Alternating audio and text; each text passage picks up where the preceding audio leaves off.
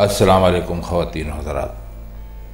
آج مرزا غالب کی جس غزل پر اس محفل میں بات ہوگی اس کا پہلا شعر ہے، جس بزم میں تو ناز سے گفتار میں آوے، جاں کالبد صورت دیوار میں آوے۔ آوے آئے کے لیے لکھا جاتا ہے، جسے آج کل ہم لوگ آئے لکھتے ہیں، وہ اس وقت آوے لکھا جاتا تھا، اور گفتار کا مطلب ہوتا ہے بات چیت یا بات چیت میں آنا۔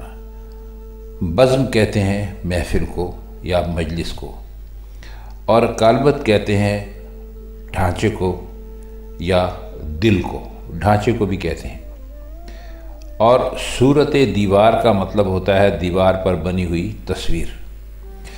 تو مرزا غالب کہتے ہیں کہ اے میرے محبوب، تو جس محفل میں ناز و ادا سے بولنے لگے، وہاں تیری جان بخشیوں سے ان تصویروں کے قالب میں جان پڑ جائے جو دیوار پر بنی ہوئی ہوتی ہیں۔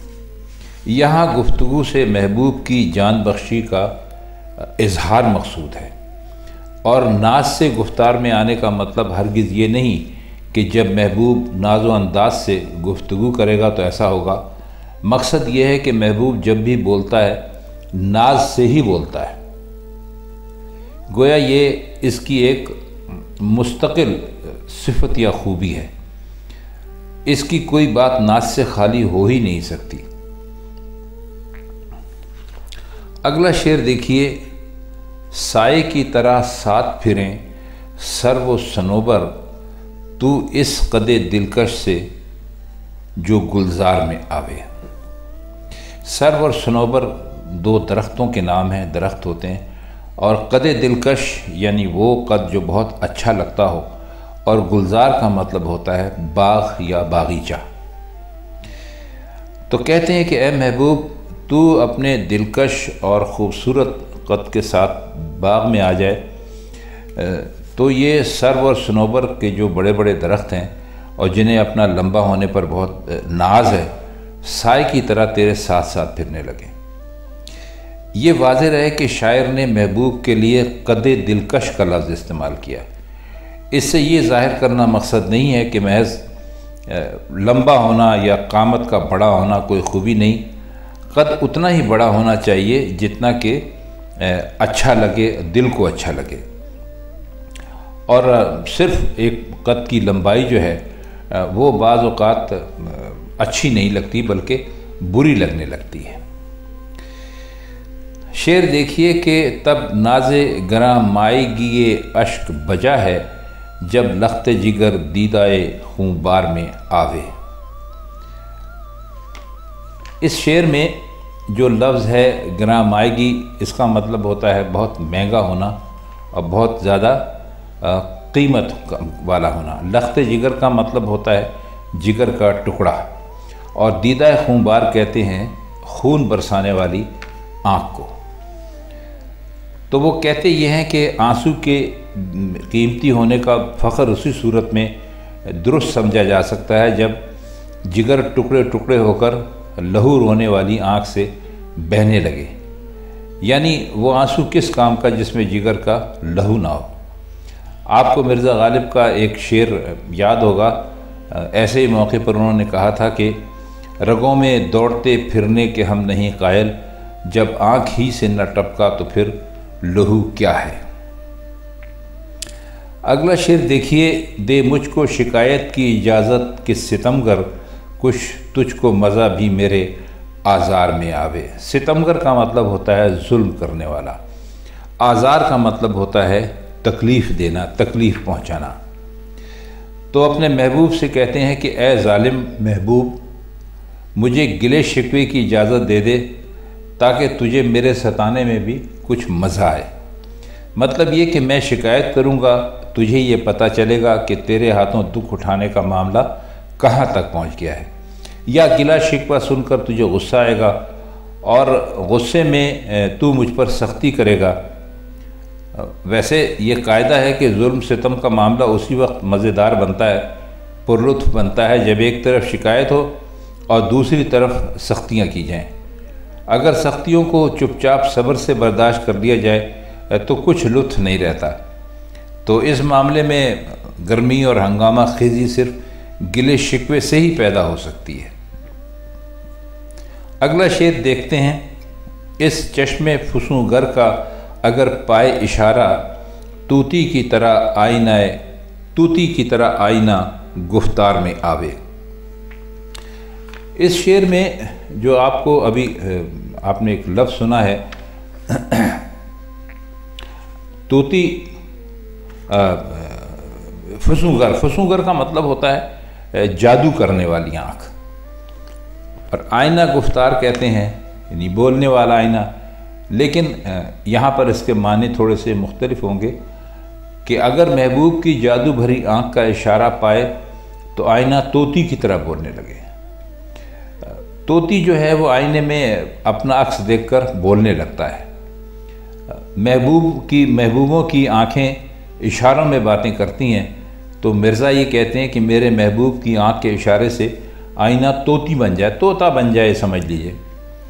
یہاں چشم فسوگر یعنی جادو بھری آنکھ اس لیے کہا ہے کہ طوطی کی طرح آئینے کا بول اٹھنا عجیب بات لگتی ہے، اور یہ کبھی ہوتا نہیں ہے، اور یہ صرف جادو میں ہی یہ سارا ممکن ہے۔ شعر دیکھیے۔ کانٹوں کی زباں سوکھ گئی پیاس سے یارب، ایک آبلہ پا وادی پرخار میں آوے۔ آبلہ پا جس کے پیروں میں آبلے پڑے ہوئے ہوں، اور وادی پرخار کا مطلب ہے کانٹوں سے بھری ہوئی وادی، خار کہتے ہیں ایک کانٹے کو۔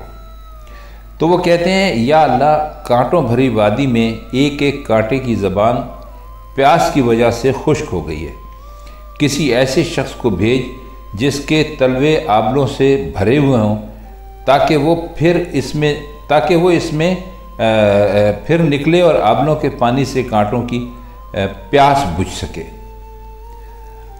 اس میں کانٹوں کی زبان سوکھ گئی کہہ کر ان کی جو وضع ہے اس کا بہترین نقشہ پیش کر دیا ہے۔ ان کی نوکیں دیکھ کر یہی معلوم ہوتا ہے کہ زبانیں خشک ہو کر نکیلی ہو گئی ہیں۔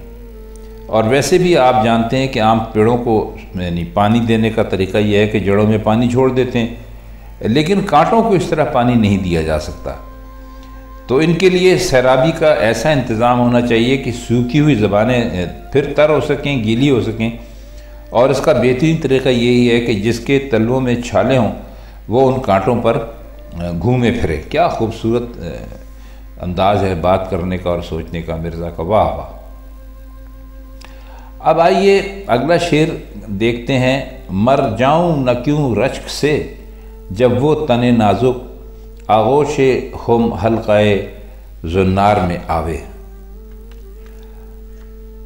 حلقہ خم زنار کا مطلب ہے زنار کے حلقے کا خم۔ زنار باندھتے ہیں تو اسے کندھے پر خم دے دیتے ہیں۔ زنار ہوتا ہے ایک کپڑا جسے کہ ہندو لوگ باندھتے ہیں اپنی کمر میں، اور اس کا جو باقی حصہ ہوتا ہے اس کو اپنے کندھے پر یا شانے پر ڈال لیتے ہیں۔ تو وہ اسی کی طرف انہوں نے اشارہ کیا ہے۔ تو کہتے ہیں کہ اگر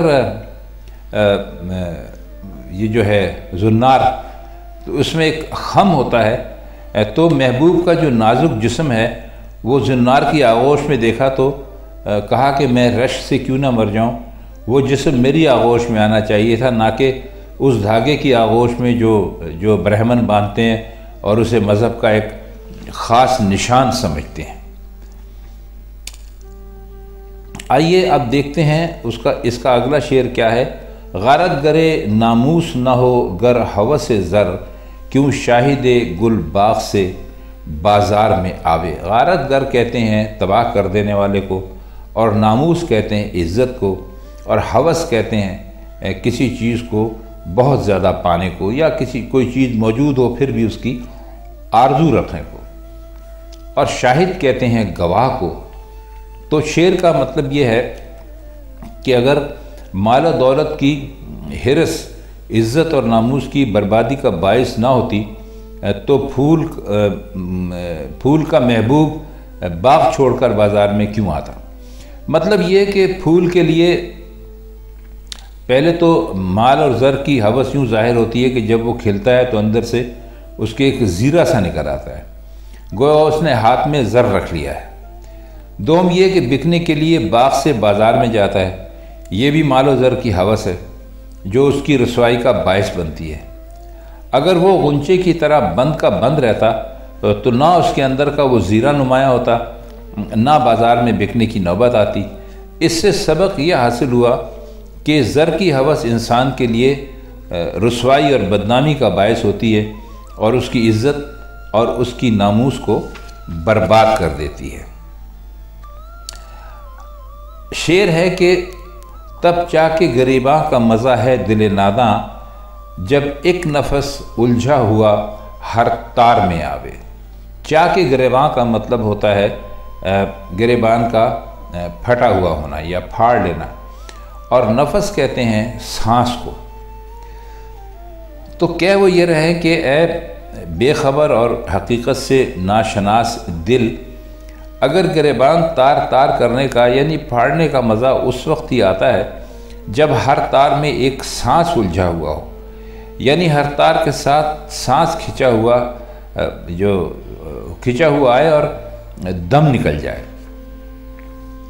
شعر دیکھیے، آتش کدہ ہے سینہ میرا راز نہا سے، اے وائے اگر مارز اظہار میں آوے۔ آتش کدہ کہتے ہیں آگ کے گھر کو یا وہ جگہ جہاں پر بہت ساری آگ جل رہی ہو، اور راز نہا کا مطلب ہے چھپا ہوا راز۔ نہا کہتے ہیں چھپے ہوئے کو، خفیہ کو۔ اور مارز اظہار میں آوے کا مطلب یہ ہے کہ یعنی وہ جگہ جہاں کوئی چیز پیش ہو۔ مارز اظہار سے مراد ہے کسی چیز کا اظہار میں آنا یعنی ظاہر ہونا۔ مطلب یہ ہوگا کہ میرے سینے میں ایک ایسا چھپا ہوا بھید ہے جس کی گرمی سے سینہ آتش کدہ بن گیا ہے، یعنی اس میں سراسر آگ دہک رہی ہے۔ اگر یہ راز ظاہر ہو جائے تو خدا جانے کہاں کہاں آگ لگے اور کیا قیامت کا منظر ہو۔ آخری شعر ہے کہ گنجینہ معنی کا طلسم اس کو سمجھیے جو لفظ کے غالب میرے اشعار میں آوے۔ گنجینہ معنی کا مطلب ہے لفظوں کا خزانہ، اور طلسم کہتے ہیں جادو کو۔ گنجینہ معنی کا طلسم یعنی لفظوں کا جادو ہو اس طرح کہ جو لفظ میں استعمال کروں، یعنی میرے شعروں میں جو بھی لفظ آتا ہے اسے معنی کے خزانے کا ایک طلسم سمجھنا چاہیے، یعنی لفظ میں معنی کے خزانے کے طلسم بھر دیے گئے ہیں، اور جب تک کوئی شخص وہ طلسم توڑ کر اصل خزانے تک نہ پہنچے میرے اشعار کی حقیقت اس پر واضح نہیں ہو سکتی۔ یہ غالب اپنی اور غزلوں میں بھی چند ایک جگہ انہوں نے اسی قسم کی اپنے اشعار کے بارے میں اور اپنے کلام کے بارے میں انہوں نے اظہار کیا ہے، اور ہم سمجھتے ہیں کہ انہوں نے یہ اظہار بالکل بجا اور درست اور ٹھیک کیا ہے، کیونکہ غالب کا کلام ہی ایسا ہے کہ آپ کو واقعی اس کو سمجھنے کے لیے تھوڑی سی یعنی سمجھ اور بوجھ اور تھوڑے سے مطالعے کا آپ کے پاس وہ ہونا چاہیے تجربہ، تبھی کہیں جا کر غالب آپ کی سمجھ میں آتے ہیں۔ تو خواتین حضرات، یہ تھی مرزا غالب کی آج کی غزل، اس کے مشکل الفاظ کی معنی اور اس کے شعروں کی کچھ تشریح۔ تو پھر اب آپ سے ملاقات ہوتی ہے غالب کی کسی اور غزل کے ساتھ کسی اور محفل میں، تب تک کے لیے ہم آپ سے اجازت چاہتے ہیں۔